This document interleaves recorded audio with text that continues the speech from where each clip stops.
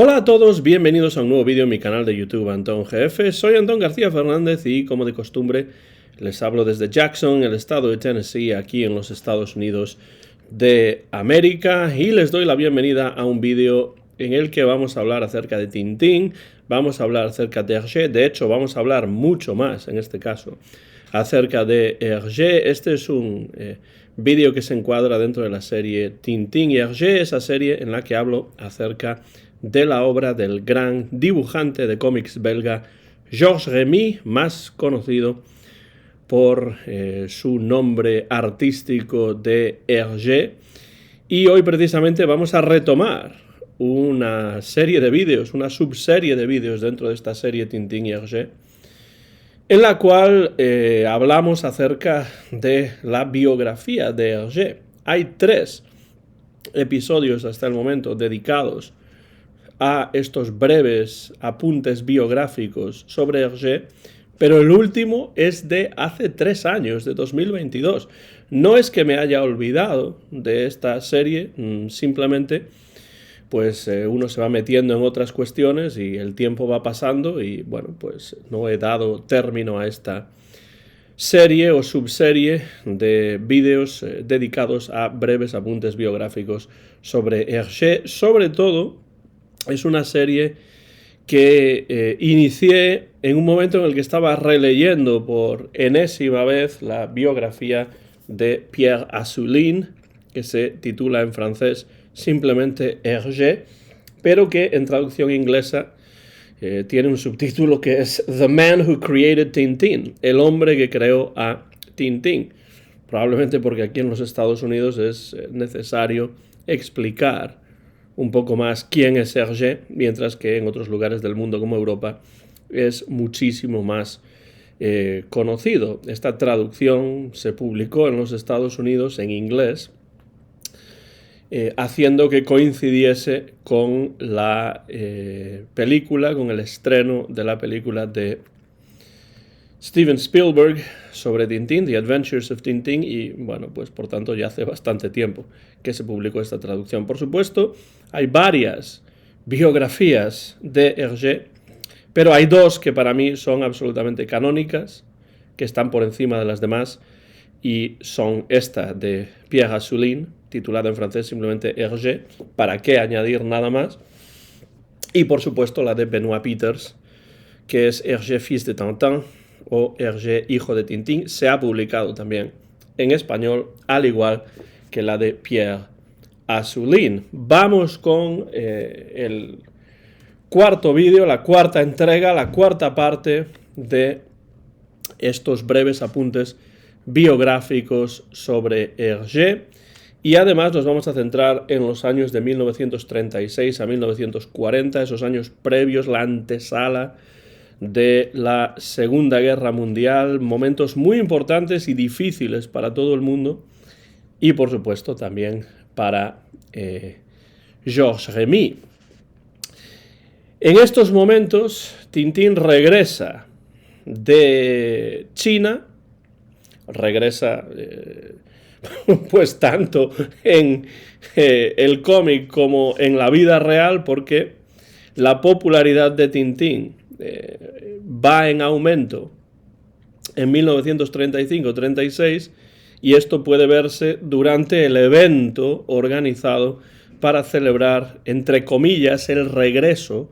de Tintín del lejano oriente. Fue un evento que tuvo muchísimo más éxito todavía que los que se habían realizado anteriormente. El actor que se contrató para que interpretase a Tintín en este regreso, pues realmente fue vitoreado de una manera insospechada, mucho más que en las ocasiones anteriores en las que se organizaba este tipo de evento para dar la bienvenida de vuelta a Tintín a Bruselas, y esto indica que la popularidad de Tintín, al menos en su país de origen, iba cada vez más en aumento. Y claro, esto hace que Hergé esté muy ocupado y Casterman intenta en estos momentos presionar a Hergé para que coloree los álbumes e incluso para que cambie la cubierta de Tintín en América, cosa que por el momento no ocurre. Por un lado, porque a Hergé le gustaba la idea de que los nativos americanos apareciesen en la cubierta de Tintín América, mientras que Casterman quería algo más moderno, como Tintín en un coche o algo así, y Hergé dijo que no, que él quería mantener esa cubierta tal y como estaba, y por el momento no acepta colorear los álbumes. Sobre todo, estas peticiones de Casterman no las acepta Hergé porque está hasta arriba de trabajo en estos momentos. Porque además es un momento en el que Tintín empieza a comercializarse a imagen y semejanza de los personajes de Walt Disney, como por ejemplo Mickey Mouse. En estos momentos empieza a haber calendarios, se empiezan a comercializar puzzles, cojines, incluso con la efigie de Tintín. Y entonces Tintín empieza a comercializarse de una manera más fuerte, más evidente que antes, y no se limita la presencia de Tintín simplemente a los álbumes que se comercializan, sino que empieza a aparecer todo tipo de merchandising relacionado con Tintín y Milou. Políticamente, los años de 1936 y 37 son años en los que el partido rexista, un partido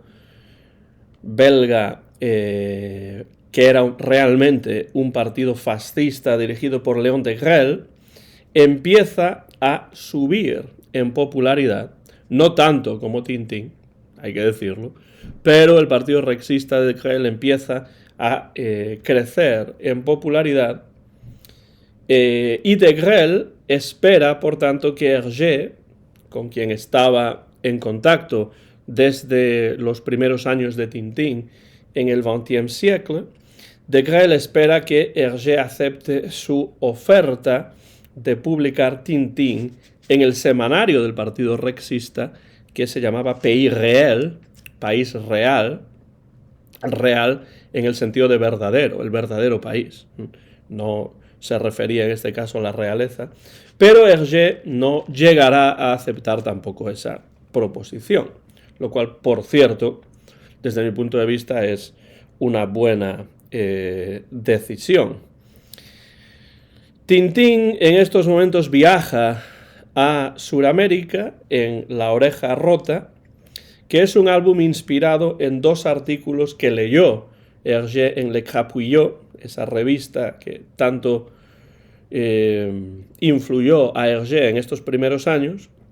Uno de estos artículos era sobre la lucha angloamericana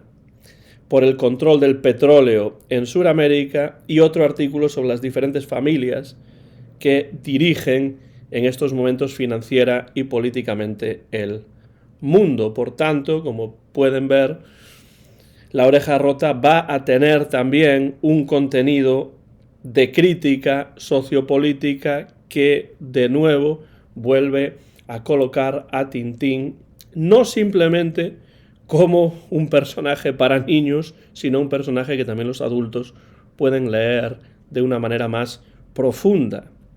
Esto ocurre con los álbumes anteriores, ocurre por supuesto también con La Oreja Rota, porque está inspirada esta aventura de nuevo en cuestiones que tienen que ver con la actualidad sociopolítica. En 1936 es cuando nace una nueva serie firmada por Hergé, que son las aventuras de Jo, Sete y Joko. Hergé en principio no tenía esta idea de motu propio, no fue por sí mismo que decidió crear estos personajes, sino que fue algo que ocurrió a petición de los responsables de la publicación francesa Cœur Vaillant, Corazones Valientes, que deseaban unos personajes más en consonancia con los ideales católicos, que fuesen unos hermanos, que tuviesen padre, que tuviesen una familia, cosa que no ocurre con Tintín. Coeur Vaillant publicaba Tintín en Francia, pero no les parecía lo suficientemente católico, con lo cual Josette y Joko venía a satisfacer a esos directores de Coeur Vaillant, y se añade también a Jo y a Zette, los dos hermanos, con sus padres, el mono Joko. Tenemos a Tintín con Milou, y Jo y Zette tienen, en este caso no un perro, pero un mono que se llama Joko. Esta idea de tener a dos hermanos, un hermano y una hermana con sus padres, le parecía a Hergé demasiado restrictiva, y por tanto la serie de Josette y Joko tuvo muchísimo menos recorrido que la serie de Tintín. Por supuesto, a mí me gustan mucho las aventuras de Josette y Joko, los álbumes de Josette y Joko, y de hecho ya he comentado alguno en el canal, aunque me faltan 3 por comentar. Los recomiendo si ustedes no los conocen, aunque probablemente si están viendo este vídeo conocen la serie de Josette y Joko. Recuerdo que de niño no me gustaba tanto como Tintín, pero releía ocasionalmente las aventuras de Josette y Joko. La siguiente aventura de Tintín lo llevará a Escocia, es la Isla Negra, pero a Hergé no le satisfizo la edición de esta aventura, que con el paso de las décadas acabaría teniendo varias versiones, incluyendo una última, que es la más conocida, dibujada o redibujada en los años 60 a petición de Methuen & Company, la editorial que publicaba Tintín en el Reino Unido. Esta insatisfacción de Hergé con la calidad de impresión de Casterman de la Isla Negra lo llevó a exigir a Casterman que le enviase a partir de ese momento las pruebas de cada nuevo álbum antes de finalizar su publicación. Como ven, poco a poco Hergé quiere tener más y más y más control artístico sobre el producto que va creando. Esto, por supuesto, culminaría en los últimos años de su vida, cuando decidió que no se podía continuar Tintín, que nadie podía continuar Tintín, y que el arte alfa pues no se iba a completar. Bueno, por supuesto él no sabía que no lo iba a completar, pero cuando no se completó, pues quedaría así inconcluso. La intención de Hergé siempre fue tener el máximo control artístico posible, y esto cada vez se ve más cuando uno va leyendo con cuidado y con atención su biografía. En 1938 nace la revista Spirou,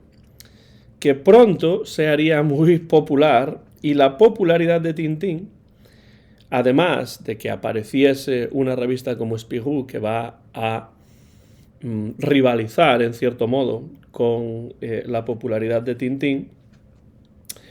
la popularidad de Tintín hizo que empezasen a surgir varios imitadores dentro del cómic franco-belga,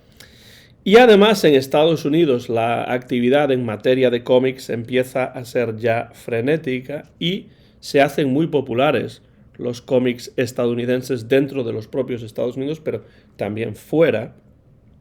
porque en estos momentos es cuando aparecen personajes que se convertirían en verdaderas leyendas, como Superman, como Batman, por ejemplo. Pero a pesar de todo ello, los creadores de cómic, tanto en los Estados Unidos como también en Europa, los creadores de cómic todavía se consideraban artistas menores. En especial, esto era muy evidente en Bélgica. Y en una carta a un amigo que era publicista en Amberes, Hergé reflexionaba sobre todo ello. Esa carta se puede encontrar, bueno, no la carta, sino las partes más importantes del contenido de esa carta se pueden encontrar en la biografía escrita por Pierre Asselin en la traducción inglesa en las páginas 60 y 61, y en esa carta Hergé reflexiona sobre todo esto, sobre el lugar que ocupan los creadores de cómic dentro de lo que algunos llamarían el ecosistema artístico de la Bélgica de la época. En esta carta, Hergé dice, por ejemplo, que Mickey y Donald son excelentes personajes, pero que son americanos, estadounidenses, y por tanto, los niños europeos necesariamente, lógicamente, entenderán mejor una serie de cómics creada por un europeo, como es el caso de Hergé y como es el caso de la serie de Tintín. También dice que en el caso de los periódicos católicos, o las publicaciones católicas, como es el caso de, por supuesto, el XXe siècle, pero también Cœur Vaillant, dice Hergé a su amigo que es importante mencionar que hay periódicos católicos en los que se publica Tintín, porque de esa manera eso actuará como un verdadero certificado de moralidad. Es decir, la imagen de Tintín a ojos de Hergé quedará impoluta también a ojos de quienes publiquen periódicos y revistas católicos, porque Tintín aparece ya desde su inicio en un periódico católico. Y finalmente dice Hergé en esa carta que el creador es el artista más grande de los tiempos modernos, en su opinión, y el creador conoce bien la mente de los niños, es decir, se refiere a sí mismo. Él piensa que un creador es el artista más grande de los tiempos modernos y que todo creador de este tipo de obras conoce perfectamente la mente de los niños. Lo que pasa es que, claro, Tintín es una obra para niños, sí, pero a menudo se inspira en la actualidad de su momento, como hemos visto, pues, por ejemplo, con la oreja rota y con pues el loto azul, entre muchos otros ejemplos. Y, por tanto, se inspira Tintín en elementos demasiado profundos como para que los niños puedan comprenderlos en su totalidad, con lo cual tiene Tintín, y esto es muy interesante y muy importante, y es algo que a mí siempre me ha interesado mucho, varios niveles de lectura. Hergé es capaz de presentar estos elementos complicados de una manera lo más atractiva y sencilla posible, como para que los niños puedan leer la historia y preocuparse de la trama, mientras que los adultos pueden centrarse en una lectura mucho más profunda. Esto ocurre claramente en El cetro de Ottokar, la siguiente aventura. Después de la anterior Isla Negra, en esta aventura vemos que nos encontramos ante una trama claramente determinada por la actualidad política relacionada con estos años previos a la Segunda Guerra Mundial, con esta antesala del segundo conflicto bélico global. En especial se refiere el cetro de Ottokar, como se ha dicho muchas veces, al Anschluss, a la anexión de Austria por parte de las fuerzas nazis. Como en La oreja rota, en el cetro de Ottokar, Hergé crea países ficticios, en este caso Sildavia y sus enemigos, Borduria, para dramatizar sucesos que están de actualidad en su momento histórico. Lo que hace es desplazar estas situaciones reales a un contexto ficticio y de esa manera poder dramatizarlas e incluso criticarlas, por supuesto. El conflicto entre Sildavia y Borduria replica sucesos de actualidad y son además sucesos que desembocarían en la Segunda Guerra Mundial y que se presentan como una lucha entre libertad y totalitarismo. Aunque Hergé se vería forzado a ser ambiguo en su lectura del álbum durante la ocupación alemana de Bélgica, para evitar problemas, evidentemente, lo que es evidente es que en El cetro de Ottokar, Tintín está indudablemente de parte de la libertad y en contra del totalitarismo. No es solamente que Tintín pueda estar más alineado con la monarquía, de la misma manera que lo estaba Hergé.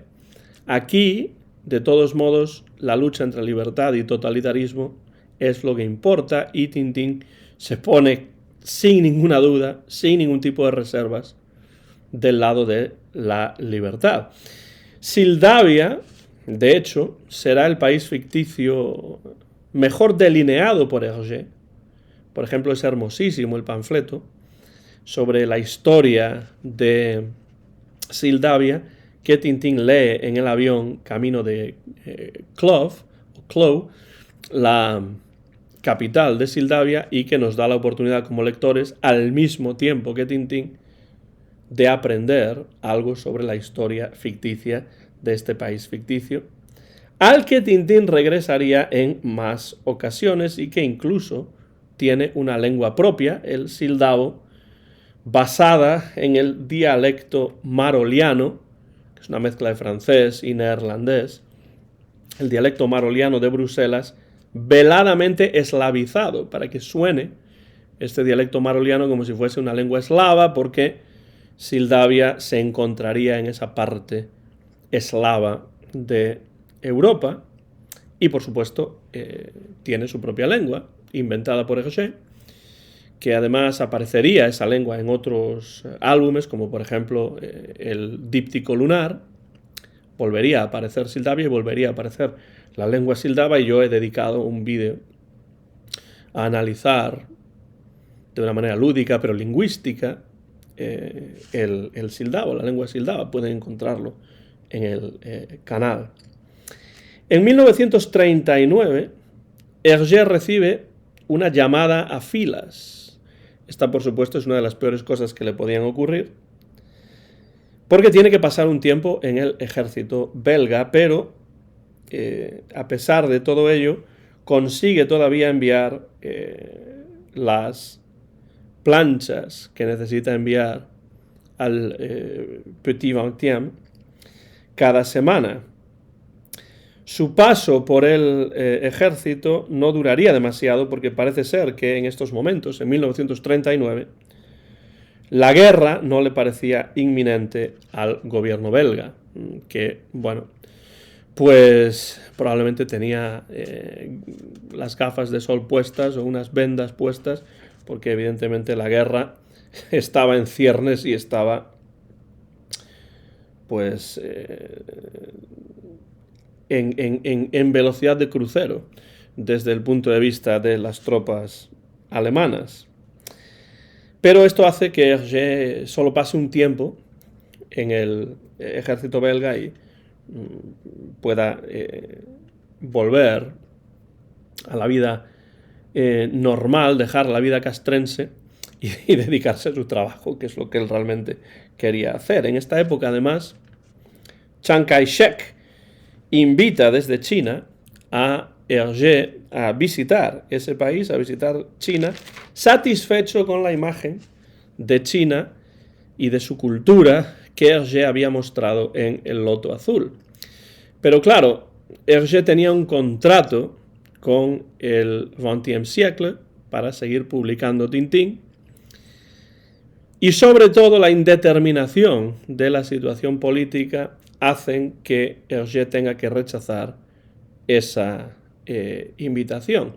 Algo que apena enormemente a Hergé, porque Hergé lo que quería era ir a China con la intención de reencontrarse con su amigo Chang Chong-yen, cosa que, como sabemos, no ocurriría hasta varias décadas después. Ya cuando Hergé estaba enfermo, al final de su vida, en los años 80, se reencuentra con Chang, pero su intención era hacerlo ya en estos momentos, en 1939, pero la situación política y también su contrato con el XXe siècle hacen que sea imposible su viaje a China y tuvo que declinar esa invitación. Políticamente, de hecho, a Hergé no le disgustaba en absoluto la idea de que Bélgica se mantuviese neutral en este conflicto mundial que se estaba gestando. Y después del cetro de Ottokar inició la publicación en Le Petit Vingtième de Tintín en el país del oro negro. Pero esta aventura se habría de interrumpir de forma abrupta, curiosamente en un momento de máxima tensión. Es decir, hay un momento en el que Tintín está en una situación complicada en Tintín en el país del oro negro y se interrumpe la aventura, pero no porque Hergé hubiese querido que se interrumpiese, no para mantener la tensión o para intensificar la tensión, sino que se interrumpió debido a la ocupación de Bélgica, bueno, en realidad del Benelux, por parte de las fuerzas nazis. No es que Hergé hubiese querido interrumpirla, pero sin saberlo, las fuerzas alemanas hacen que Tintín en el país del oro negro tenga que interrumpirse en un momento de lo que se suele llamar en inglés un cliffhanger, un momento de máxima tensión en el que no se sabe lo que va a ocurrir después. Es una historia que, por cierto, tardaría mucho Hergé en retomar y finalizar por cuestiones relacionadas con los sucesos históricos que van a acaecer a partir de estos momentos. La inminente ocupación de la ciudad de Bruselas por parte de los nazis provocó uno de los episodios más extraños y más caóticos de la biografía de Hergé. Un suceso que además determinaría que Hergé sufriese muchísimos problemas al término de la Segunda Guerra Mundial. Un suceso que además determinaría que Hergé fuese considerado un colaboracionista al término de la Segunda Guerra Mundial. Y es la huida, pero no tanto la huida de Hergé, sino su regreso posterior. Hergé decide huir al escuchar que era inminente la ocupación de Bruselas, decide huir de la ciudad en coche, camino de Francia, donde Georges Simenon, el escritor, entre otras personas, estaba organizando a los refugiados belgas. Hergé salió de Bruselas en coche con Germaine, con su esposa, y también con su gato, pero no se quedarían en Francia más de un par de semanas, porque cuando el rey belga Leopoldo III firmó la rendición de Bélgica ante las fuerzas nazis, animó inmediatamente a sus súbditos en el exilio a regresar al país, cosa que Hergé y Germaine, y supongo que el gato también, hicieron de inmediato. Si Hergé se hubiese quedado en Francia, o se hubiese mantenido en el exilio, es posible que las cosas hubiesen sido diferentes para él al acabar la Segunda Guerra Mundial, pero no es lo que hizo. Y además, durante el resto de su vida, Hergé admiró abiertamente a Leopoldo III, por lo que Hergé consideró un acto de lealtad a su pueblo. Y de hecho, esta admiración por Leopoldo III en este momento, en el que se queda en Bélgica y se rinde a los nazis, era uno de los pocos temas en los que nunca Hergé dio su brazo a torcer. Por supuesto, esta visión tan positiva del rey belga es algo que muchísimos belgas no compartieron con Hergé, porque muchos vieron en el acto del rey simplemente una conveniencia personal. De alguna manera, adaptarse al invasor y esperar a que las cosas cambiasen. Esto muchos belgas lo vieron como una suerte de traición, pero para Hergé fue un acto honorable y noble y durante el resto de su vida así lo creyó y así lo defendió. Sea como fuere, el resto de 1939 supuso un tiempo de total inseguridad y de total indeterminación para Hergé y para Germaine, y para el gato, supongo, también. Hergé estaba de vuelta en Bruselas con su esposa, pero hasta un oficial alemán había ocupado temporalmente su casa. Y lo que es peor, el 20e siècle, el periódico, había sido cerrado por las fuerzas de ocupación nazis. Muchos interrogantes surgen durante el año 1939 y durante el inicio de 1940, que es cuando vamos a terminar esta entrega de los breves apuntes biográficos sobre Hergé. ¿Cuál sería el futuro profesional de Hergé? ¿Cuál sería el futuro personal también de Hergé? ¿Y el de Tintín? Si el 20e siècle y por tanto el Petit 20e estaban cerrados y ese era su vehículo de publicación, el medio en el que publicaba su obra,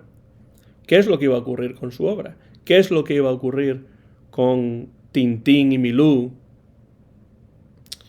bajo la ocupación alemana de Bruselas y de toda Bélgica? Muchas dudas, muchas indeterminaciones, muchas inseguridades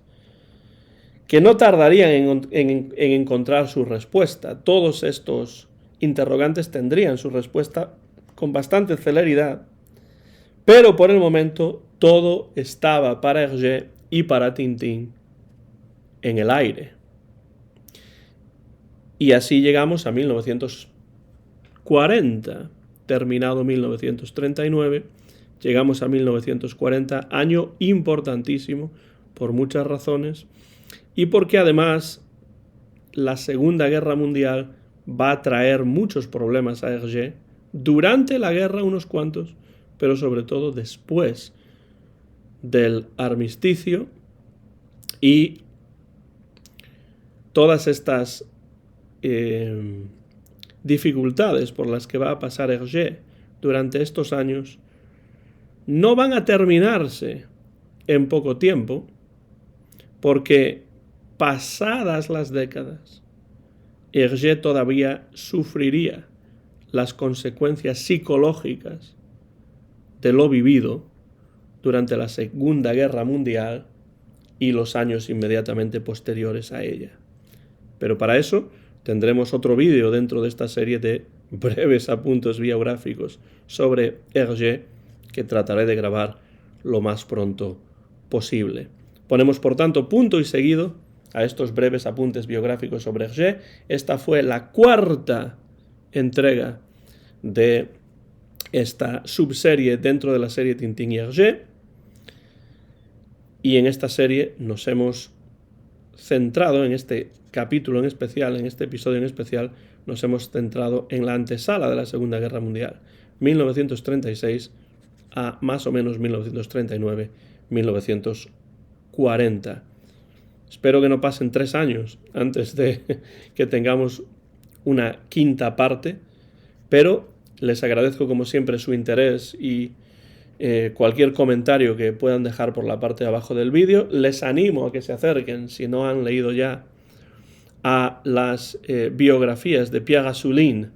dedicada a Hergé y también de Benoît Peters dedicada a Hergé, las dos biografías que a mí me parecen más solventes y más interesantes para entrar de lleno en la vida de Hergé. Esta es un poco menos profunda, está bien para comenzar. Esta es mucho más profunda, con muchísimas citas y muchísimo material, ya no solamente gráfico, pero sí muchísimo material reunido, epistolar, diarios, documentos de todo tipo, en una magnífica, y digo, lo repito porque así lo creo, magnífica biografía, un excelente trabajo de investigación por parte de Benoit Peters. Pero estos dos libros son indispensables para comprender mejor y más en profundidad la biografía de Hergé, que es importante cuando intentamos comprender su obra y las aventuras de Tintín. Soy Antón García Fernández y me despido desde Jackson, en el estado de Tennessee, donde he grabado a principios del mes de julio de 2025 este vídeo en directo sin ningún tipo de cortes. Mío es el copyright de este vídeo, que muy pronto van a poder ver en mi canal de YouTube Antón GF, dentro de la serie Tintín y Hergé. Muchas gracias por su atención, gracias también por sus comentarios y hasta la próxima ocasión.